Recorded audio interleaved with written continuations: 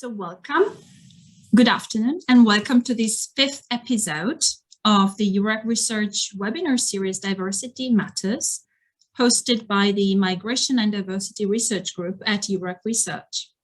The series explores the impact of migrations, diversities, and mobilities on increasingly super diverse territorial realities. And the series has an interdisciplinary character, because every month, experts from various institutions and disciplinary fields tackle specific aspects of migrations, mobilities, and diversity from a variety of standpoints and disciplines. My name is Marta, Guarda, and it is my pleasure to moderate today's webinar, which will focus on education migration, and in particular on access to higher education for scholars and students at risk.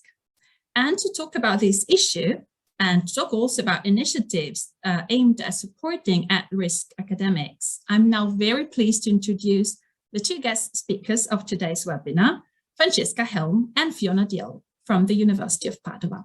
So welcome, and thank you very much for joining us today. Thank you, it's lovely to be here. Thank you very much, Marta. Thank you, Marta, yes, for inviting us, and Eurac, pleasure to be here. So a few words about Francesca Helm and Fiona Dalziel. Francesca Helm is Assistant Professor of English Language and Translation at the Department of Political Sciences, Law and International Studies at the University of Padova. Her research is in the area of applied linguistics, and she's particularly interested in dialogic approaches to virtual exchange, tension and conflict resolution, and decolonial perspectives and approaches to language education. Her research also regards linguistic diversity and social justice, language and educational policies. She's one of the coordinators and founders of the Scholars at Risk Italy section, which will be one of the focus today. Fiona Dalziel is Associate Professor of English Language and Translation at the University of Padova.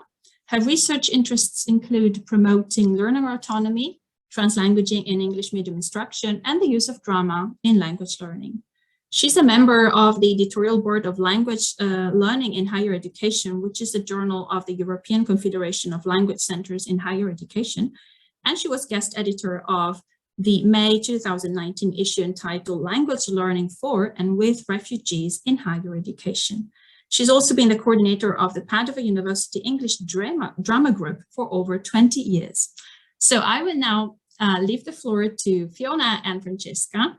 But before doing so, I would also like to ask the participants, the attendees of this webinar, to maybe jot down in the chat a couple of words about themselves and their name and where they're connecting from, and also why and what actually pushed their participation in this webinar. So please do write a couple of words in the chat and just, say hello or just introduce yourself, so that we also know the people that are actually attending our webinar today. And then, of course, the floor is yours, Francesca and Fiona. Okay, well, thank you very much. And thank you very much for that introduction, Marta, and for inviting me. It's really a pleasure to be here. So, as you've heard, both Francesca and I come from the field of applied linguistics, but we've found ourselves increasingly involved in this issue of students and scholars at risk for a number of reasons. So, what we're going to do today, we're going to start out by framing our talk in the area of education migration, which will then lead to the issue of education migration as conflict-induced migration.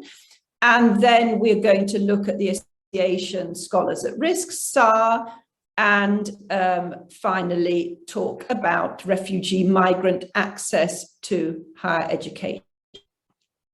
So we can move on, Fran, thank you.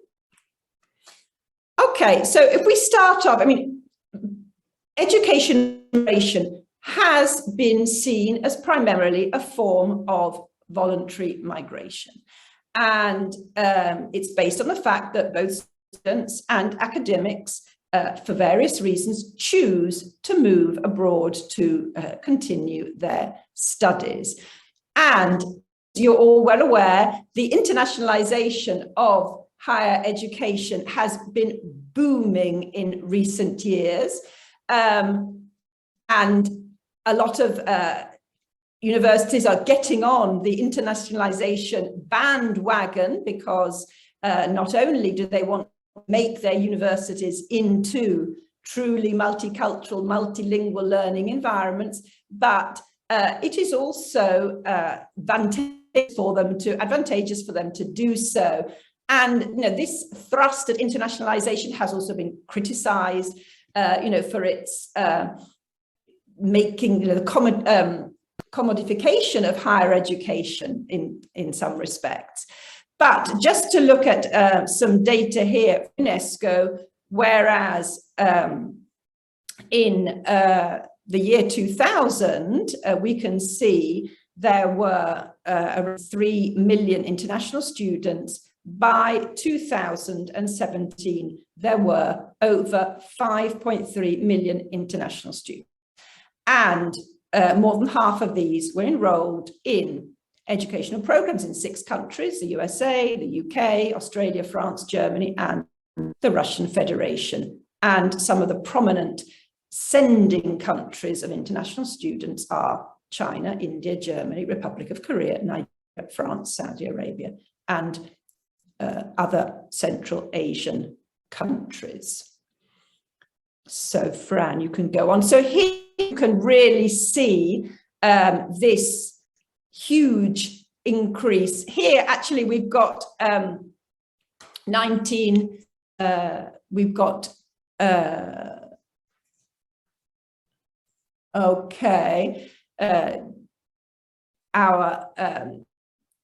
diagram showing tertiary level international students were worldwide, and the massive increase from 1975. We have found that looking at finding statistics from different sources, the statistics do not always tally, but what is undebatable is the fact that there has been this massive move towards internationalization, and students are definitely on the move. So now looking at some statistics from Eurostat data from 2018, specifically about Europe here, we've got 1.3 million students undertaking tertiary level studies in the UK in 2018. And the country is Germany, followed by France, and then Italy and the Netherlands. And here we've got, thinking about where these students are coming from, 2/5 were from Europe, then 25% Asia, and 15% Africa. Okay. Now, looking specifically at Italy, here we've just got the top 10 countries of origin of international students studying in Italy. And here, I think we're necessary to stress that here when we're talking about Erasmus exchange students, we're talking about international students who move to Italy to complete their entire studies, be it a BA or an MA course. So the top country is China, followed by India, Iran, Turkey, Albania, France, Germany, Romania, Sweden, and Greece. And this is data from UNESCO. Okay. So what are some of the reasons for international students, this huge rise in mobility?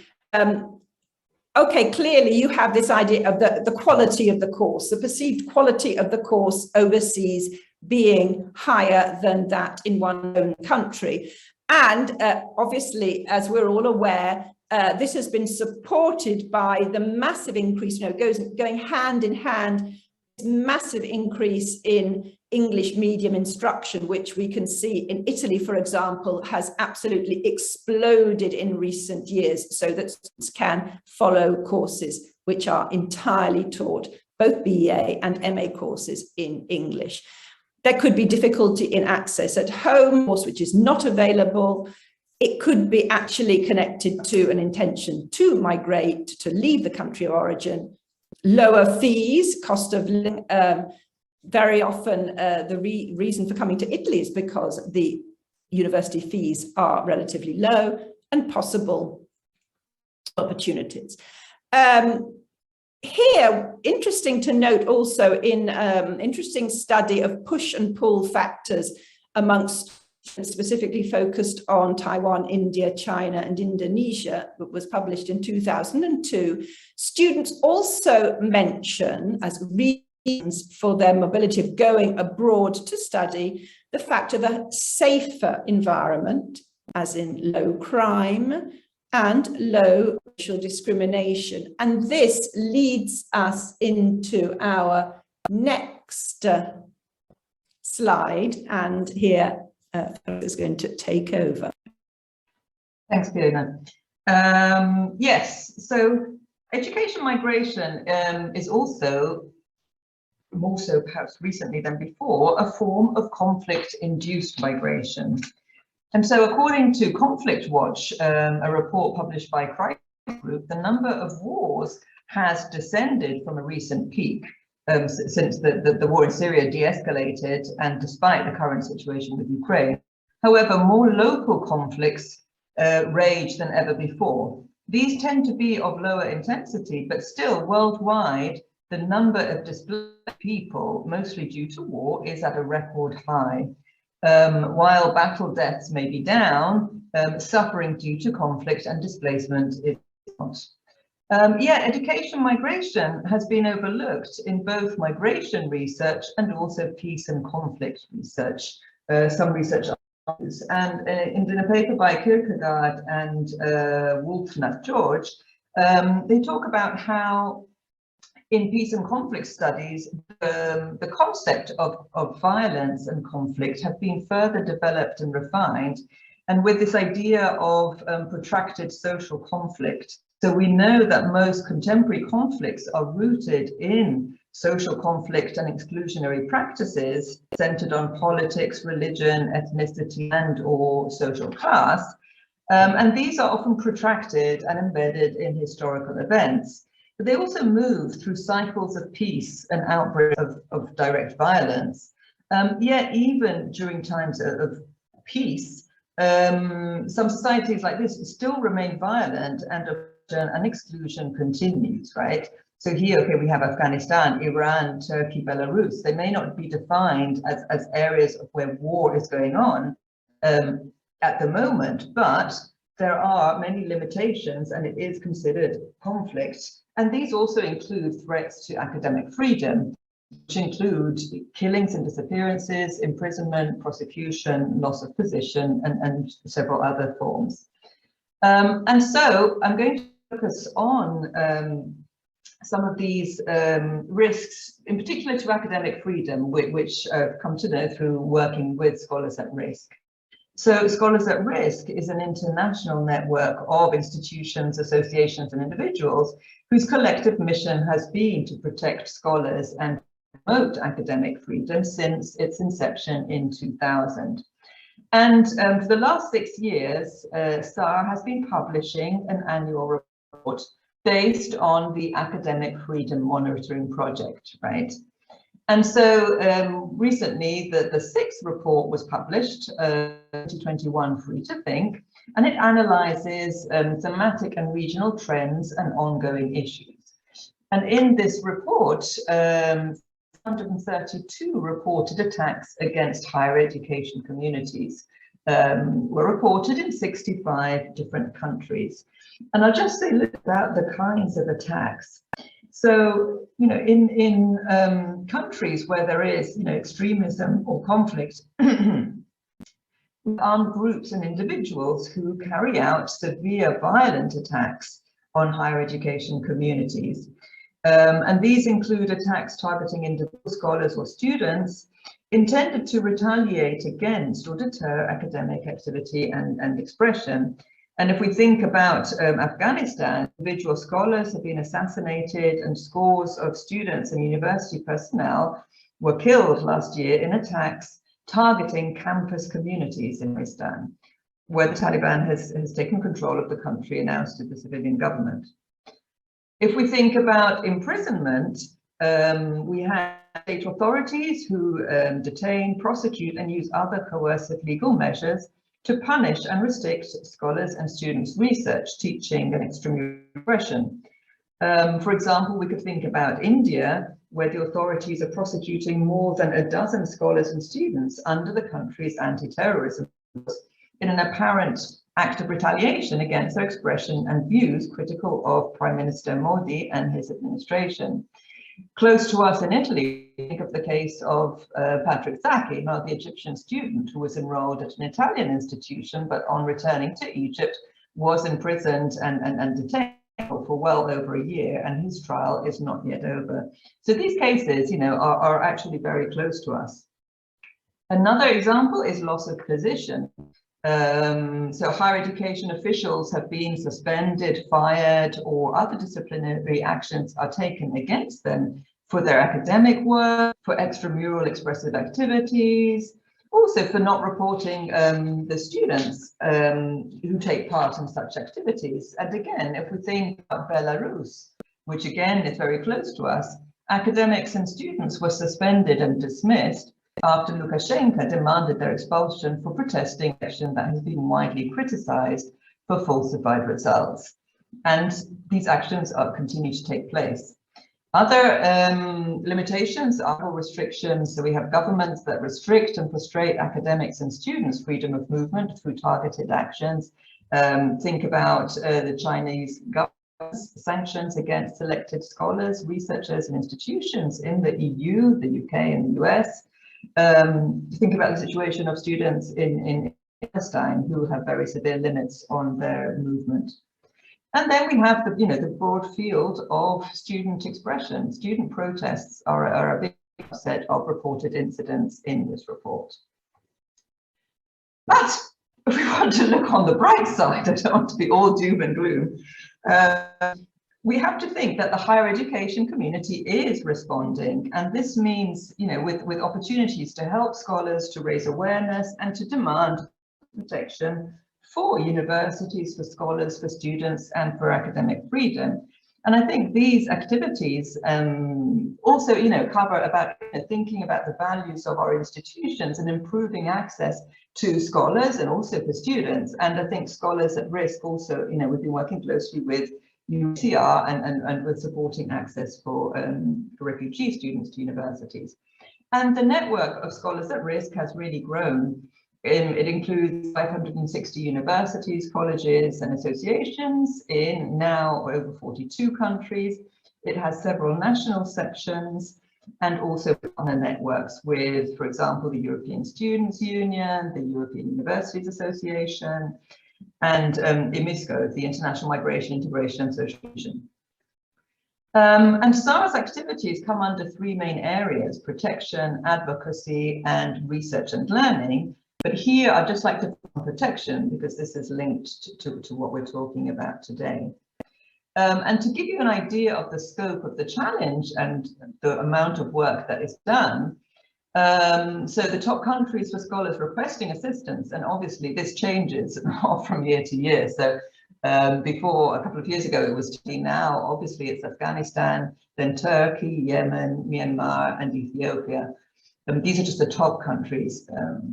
In 2021, a record number of new applications with a particularly high volume from Afghanistan. If you think generally there are about 500 applications per year, last year there were over 1,000 applications for assistance, and just from Afghanistan since August last year to now there have been over 1,300 applicants. Before that, there were over 1,000 applications from Turkey alone between January 2016 and 2020. Its founding in 2000, SAR members have created over 1,500 positions at 300 host campuses. So as you see, there is a lot of work being done. 1,500 isn't perhaps enough in face of the conflict, but it is better than nothing. And also beyond arranging positions, Scholars at Risk provides scholars with advice, legal referrals, career advice, professional development, training workshops, both for scholars and hosts, where best practices are shared for preparing scholars to graduate from European institutions. And it's important to say that those Scholars at Risk was initiated in the United States, and other organizations such as Scholar Rescue Fund. In the recent years, the majority of placements have been in Europe, perhaps partly due to the kind of hostile environment that existed in the US, in particular with Trump.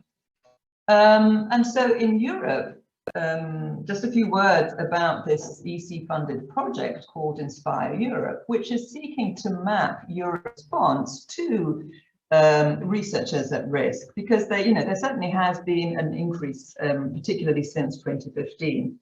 And there have been record numbers of researchers at risk reaching out to Europe, and there's no one country, government, NGO, or enterprise can meet the scope of the challenge alone. Hence the need for an ambitious but also concerted approach.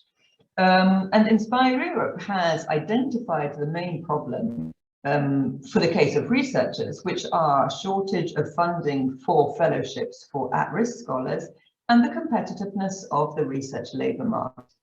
And what the Inspire Europe team have been doing together with SAR is advocating for a European programme for at-risk scholars, and I believe also students. And I hear we're not far from this goal, but obviously any European initiative would also have to be linked to national programmes. And currently there are only, when this report was published, and there's a link to this, there were only 3 state-funded initiatives at the national level. And we had France with the PAUSE programme, Germany, the Philip Schwarz initiative, and these have managed to bring hundreds of scholars to France, respectively. And also Finland has a programme which is co-funded with Scholars Rescue Fund. And just a couple of months ago, we heard that Sweden, Scholars at Risk Sweden, developed a programme for hosting some scholars. So there are some national initiatives. And this is what we're also advocating for in Italy with SAR Italy, because we don't yet have a national programme. So the SAR Italy section was officially launched in February 2019. And what is great is that we've grown from 14 members at the beginning to over 32 members. And between 2020 and 2021, 7 at-risk scholars from Yemen, Turkey, Iran, an African country which I can't name, and other contexts have been hosted in 5 universities, and this number is growing. Currently, several universities are working to support the arrival and hosting of Afghani scholars, and not only scholars from Afghanistan. We run a speaker series, and tomorrow we have our first talk. I can show to that later on Afghanistan. We also run student advocacy seminars to raise awareness among students about this issue.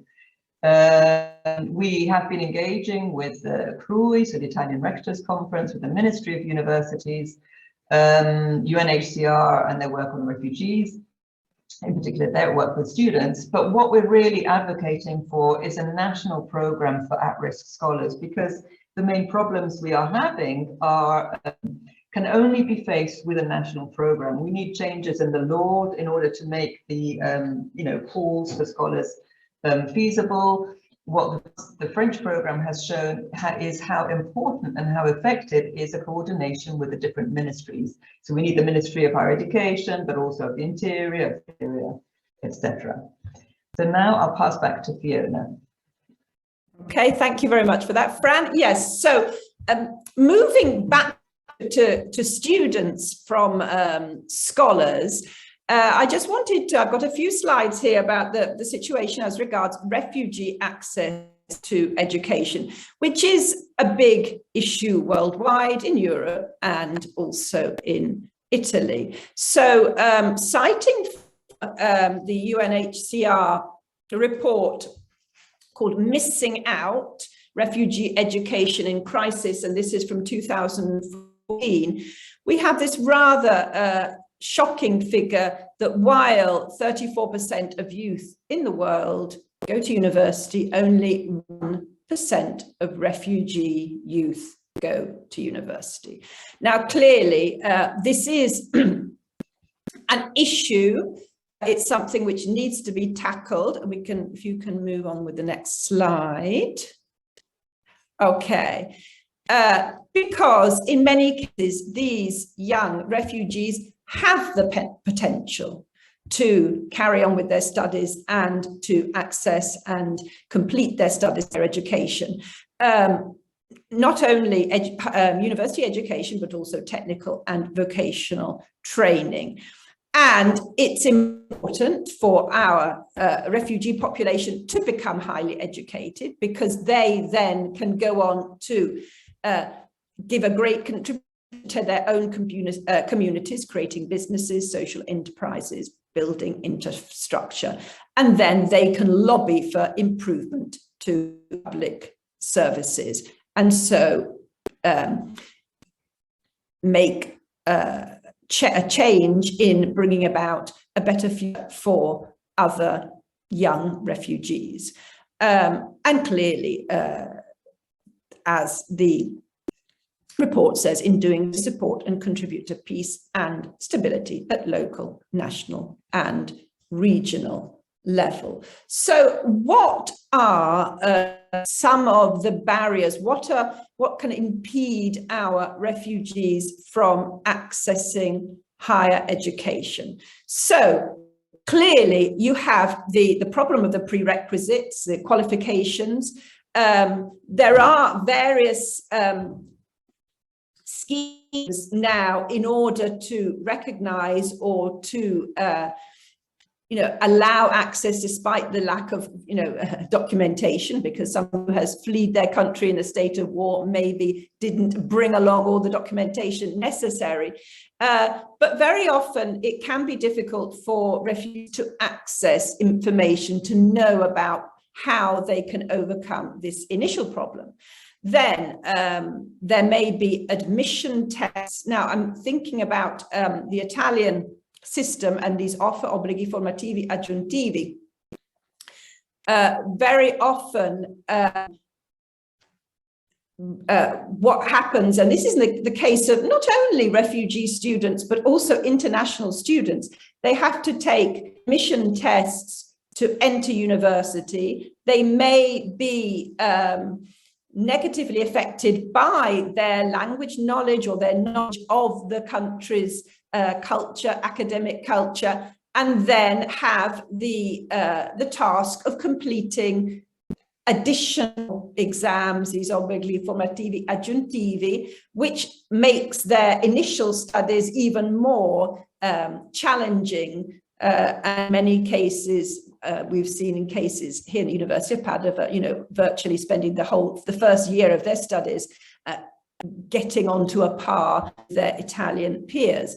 And we have language issues which perhaps need to be dealt with before, as we've mentioned before. There's a huge boom in English medium instruction, but firstly, not all refugees, asylum seekers are speakers of English, and not all courses are covered by English medium instruction. So in any case, they will need to learn the host language and facilitate.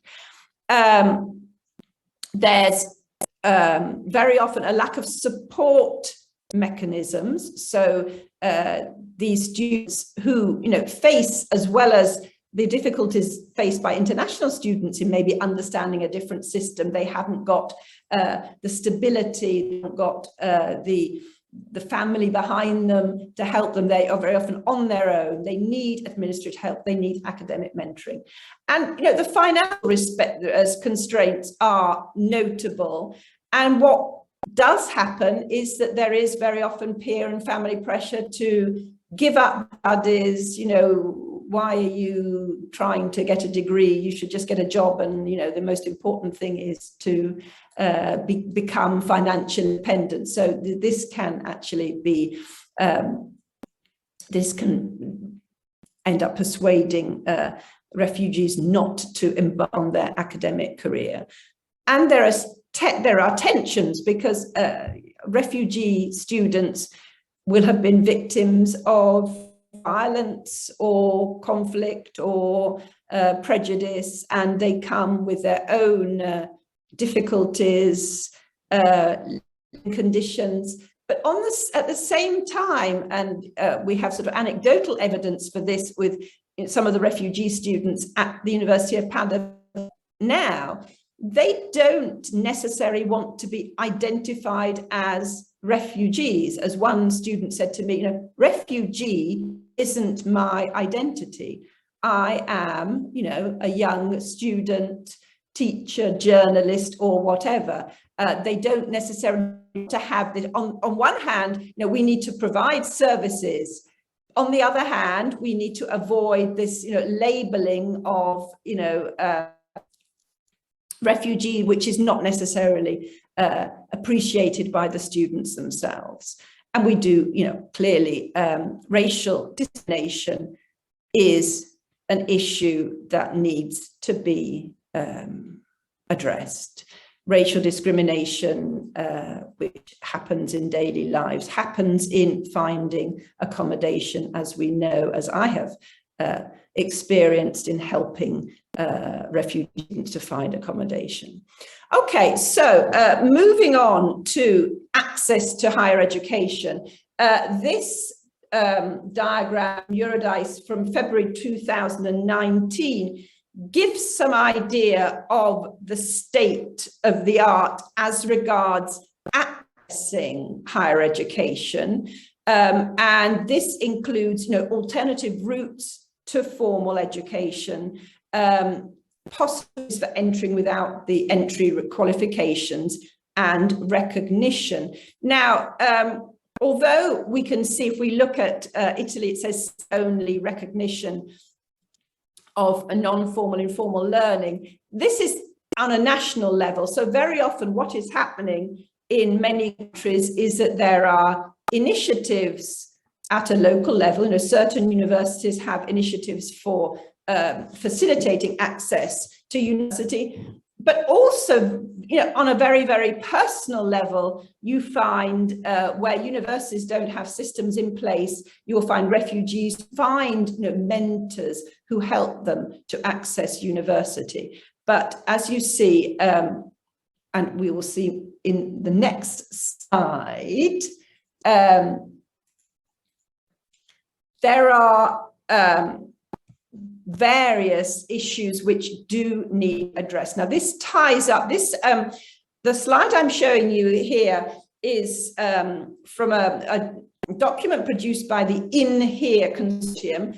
This arose from a Erasmus Plus program, which involved universities in Italy, Spain, France, and Belgium, along with the UNHCR.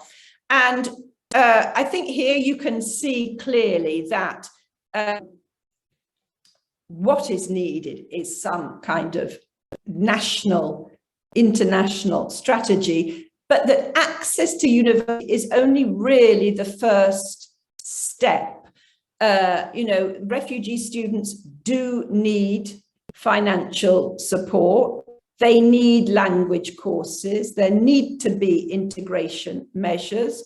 Online learning can be extremely advantageous in some cases, giving greater access. It can also, as once again we have experienced here in Padua during lockdown, it can be an issue. It can be an issue where refugee students not wanting to ask for help are being prevented from accessing lessons, exams because of technical issues. Now, in the category strategic approaches that In Here advocates, we need to look about retention as well, because access is one thing, and what we've been seeing recently in a lot of universities is that refugees access universities and then they drop out. They're very high levels, so there need to be approaches to retention, not only to access, and clearly collaboration between different universities to work on not necessarily 2-year projects, but permanent procedures which will facilitate access to university, but also giving refugees the opportunity to continue their studies, to complete their studies. One thing I'd like to mention, another initiative on an Italian level, because the UNHCR Italy have recently embarked on a project called Manifesto dell'Università Inclusiva.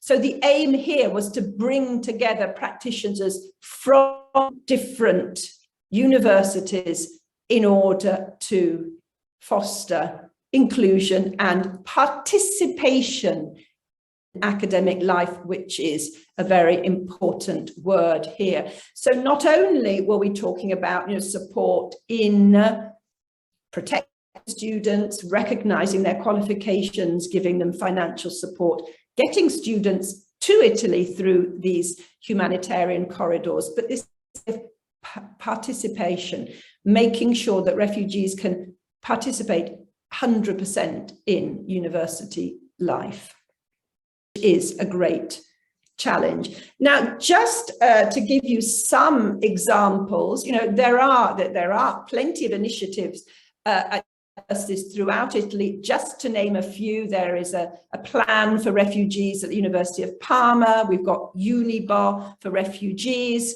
at the University of Bologna. University of Trento has a project for welcoming asylum seekers and refugees. And to talk about Padova, as this is where we're from, actually, on a personal level, my kind of entry into the issue of refugee access to university came through this project, Cultura Accoglienza, which sadly only ran for 2 years, but as part of this project, University of Padova hosted every year, well, for 2 years, 30 asylum seekers who were actually picked by local reception centres because they were either highly qualified or particularly motivated. They had a chance to spend, a year at the university attending language courses, not just for them, but they attended language courses together with other international students. And they, after the first half of the year, they were then invited to go to single academic courses in the various schools of the university. They could use the university canteen, the library, access all university resources, online resources. As part of this project, I actually ran a drama course for refugees, and that's where interest in drama for migrants arose as well. But now I think, as well as making this into, at our local level, a permanent project with perhaps these bridging courses or foundation courses which allow refugees to prepare themselves to know something about their academic career before they actually started. As we are also involved in a European project connecting the Arcus project, connecting a number of universities in Europe, there's been a discussion on the sort of term refugee. And this ties in with what Francesca was saying before about students at risk. We do have students coming to our universities who are not officially the status of refugees, but they are students who, for one reason or another, maybe because of their religion, their sexuality, or whatever, are at risk because of political ideology. They are at risk in their own countries. So, as well as promoting these procedures for refugees, I think we need to open up the discussion to include students at risk. So I would like to cite an example of practice which I came across through the Arcus group recently, and this was that University of Vilnius obviously is very close and their vicinity has led them to take action, but they have instituted a scheme of free studies and scholarships to Belarusian students. So out of solidarity, they have put into action a plan to enable Belarusian students to study at the University of Vilnius. These aren't necessarily students who will migrate and settle as refugees but they are, given the opportunity at least to complete their studies, because as Francesca's been saying, the situation of academic freedom in Belarus is rather a lot to be desired at the moment, and the student protests, as we know, have led to students being imprisoned for their political views. Now I will hand back to... Not much to say, just to add some national programs for students which have been initiated in recent years. I think in the UK, the Student Action for Refugees is a more long-standing one since 2008. They've been campaigning to secure scholarships for refugees to access higher education in the UK. But a more recent project is the Hilde Domin program in Germany for students at risk. And then in Norway, we also have a Students at Risk, the STAR program, and again, initiated by students, at the bottom up level, but then also gaining government support and institutional support and national support. So I think that there is a strong, the situation around us are deteriorating, and there are some serious situations, but I think there are also some inspiring initiatives from students and from universities, and a lot of, people wanting to take actions and to develop programs. So in Italy, this is something which is missing, and it is perhaps something we're advocating for. And one of the reasons why, when Marta invited us to give this talk, we thought that this was a theme that we could address. So I think I'll stop for now. We have some references here, and we'll share the slides with you, Marta. But if there are any questions.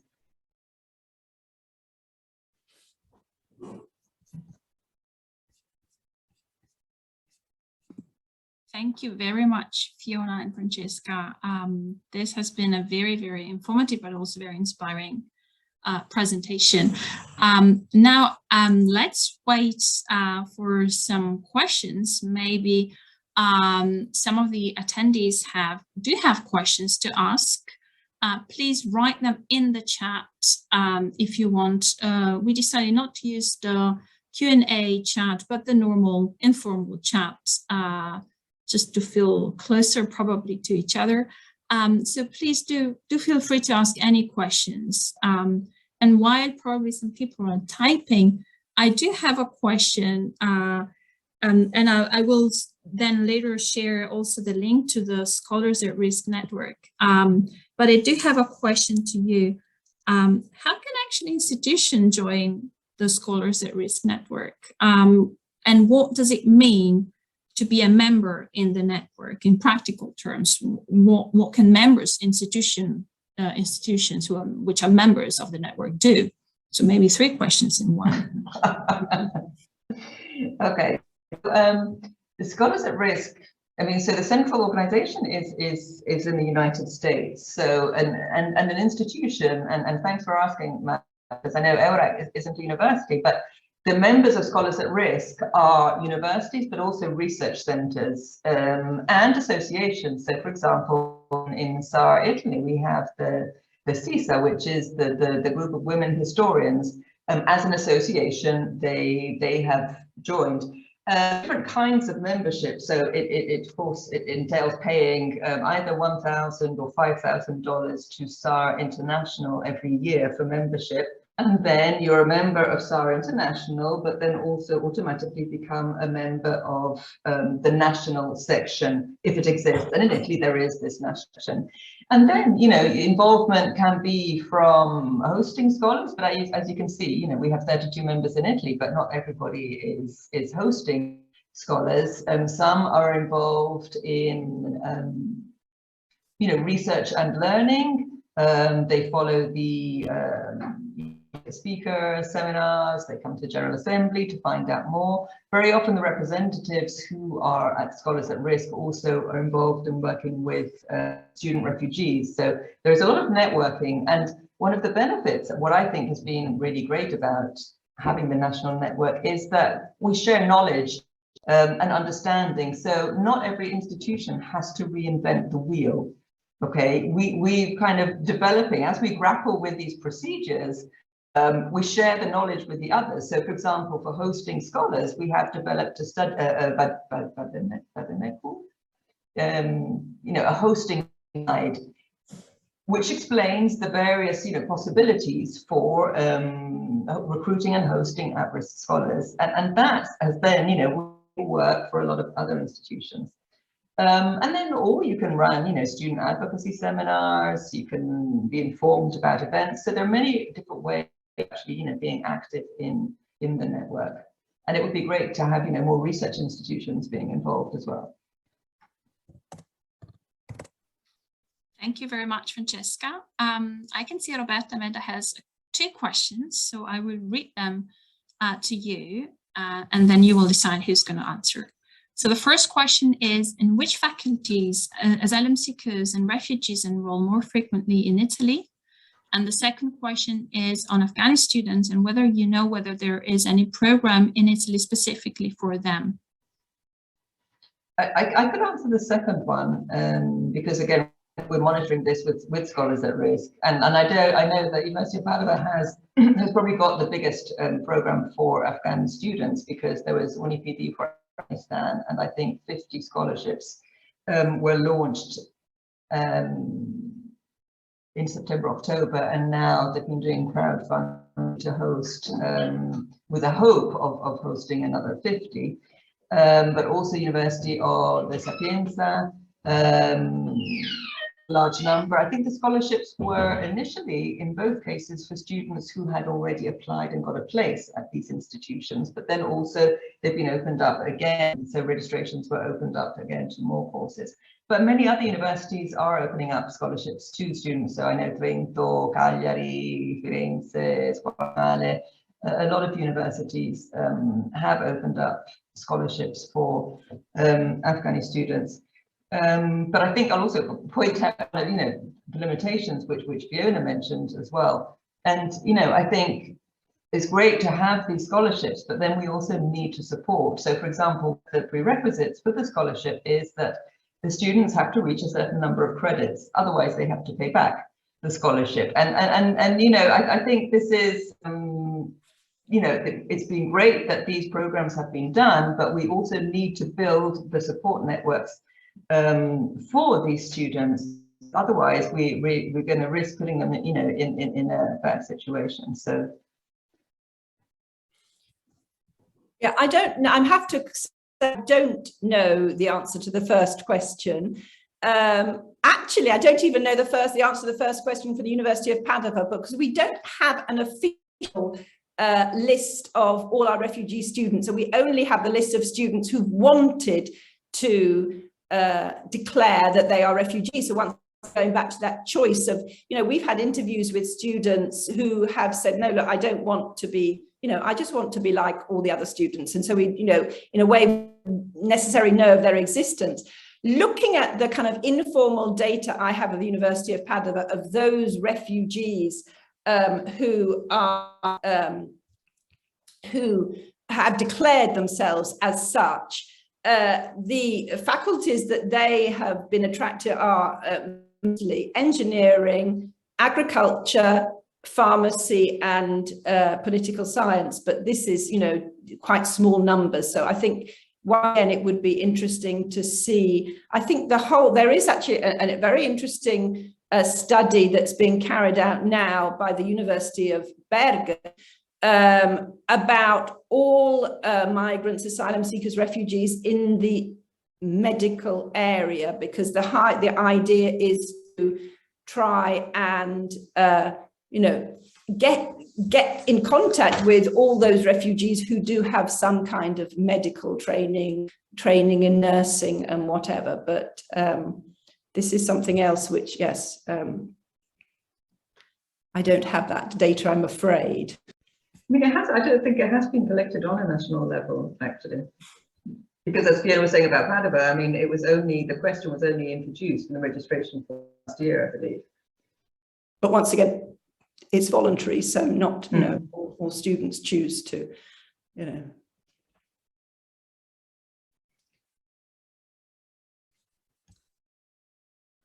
Okay, so Roberta says thanks for your replies.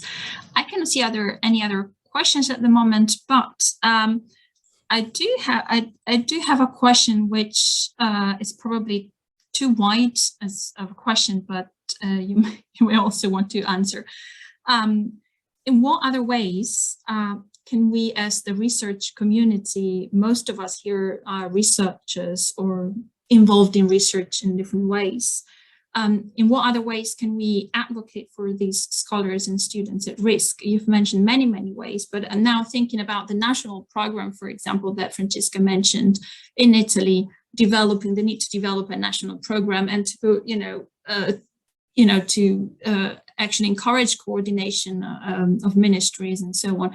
What can the research community do to actually make sure that there are support initiatives that not just advocate or support the initial stages of scholars at risk, but also support them throughout their lives so that they feel they are no longer refugees, they're actually the students and scholars.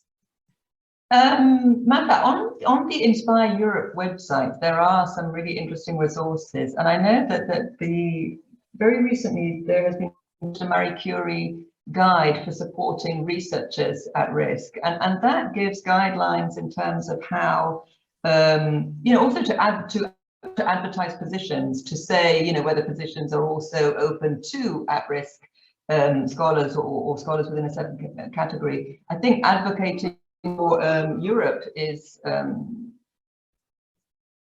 advocating the European Commission is an activity that can be done. And again, I would say look at the Inspire Europe website. And then we haven't yet developed our campaign for a national program, but with the Students at Risk Advocacy Seminar, we're going to develop a campaign also with the students, and we will certainly publicize that and let you know. I think following Scholars at Risk, they have information out on the updates on Twitter. They have a newsletter that I think anybody can sign up for. And so, that's useful to follow to understand initiatives. And they're also very often, disseminated through the network. So, EUA and other organizations that are part of Inspire Europe. Thank you very much. In the meanwhile, I'm posting a few links to useful resources to Inspire Europe, for example, and Scholars at Risk, so that if people want to know more, they can also click on the links and see the wealth of initiatives and resources and strategies and ideas that these sites offer and the networks offer. I think actually academic, it has come, there are several important documents published in Europe, so there's been the Bonn Declaration, the European Parliament has published statements. So I think which is very much coming into the spotlight in Europe, and it's linked to, university values, ethics of higher education, and and also, making universities more accessible, more welcoming institutions. So I think it is an increasing area of interest also on the European level.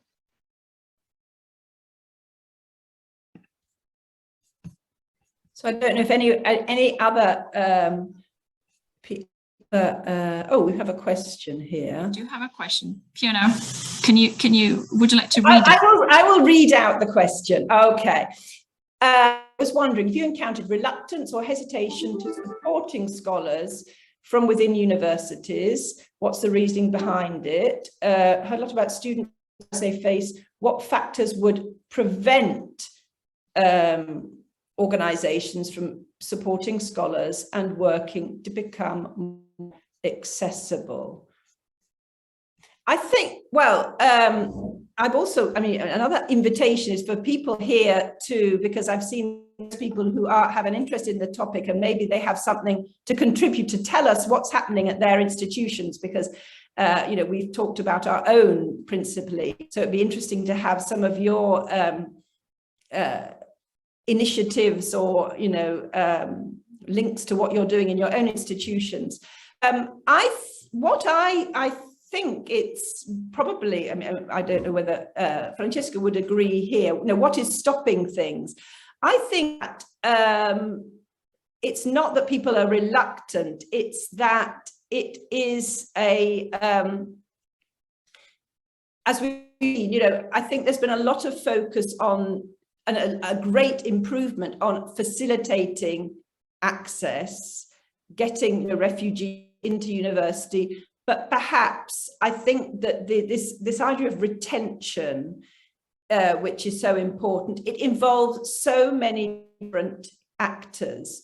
And it also involves university, you know, having close contact with the surrounding area, because it's necessary to try to reach out if you want to, you know, encourage refugees to come to your institution. But I think there are just so many different pieces of the puzzle to put together, and different parts of the university that really need to work together. You've got, you know, your international office, but at the same time, you know, inclusion, at the same time, the teaching, because you need to talk about these, you know, admission tests and so on. So it's just piecing things together. I don't,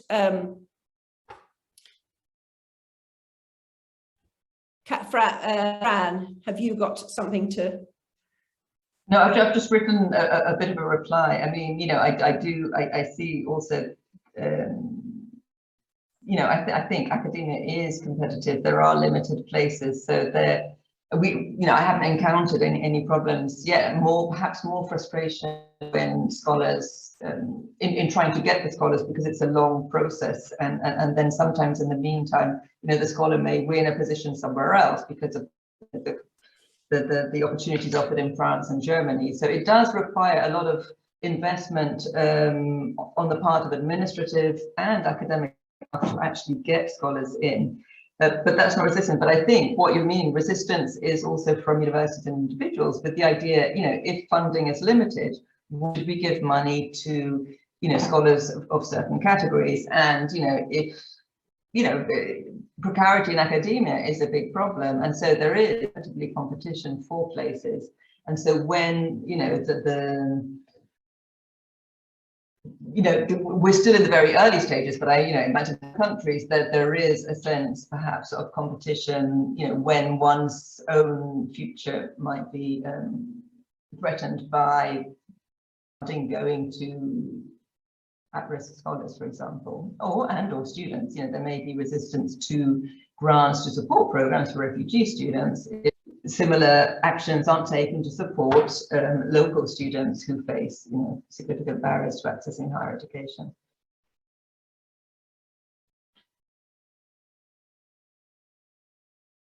Thank you very much. I'm sure this answers actually respond to the question that Akofa asked. So thank you very much also for posing your questions in the chat, and thank you for being with us. I think, oh, there's a new message. Okay, so thank you so much for your replies. I think we're perfectly on time, and I think this has been a very inspiring session with a lot of food for thought, and also to take action, a call to take action for us as researchers, as members of institutions here. So thank you very much, Fiona. Thank you, Francesca. It has been a pleasure.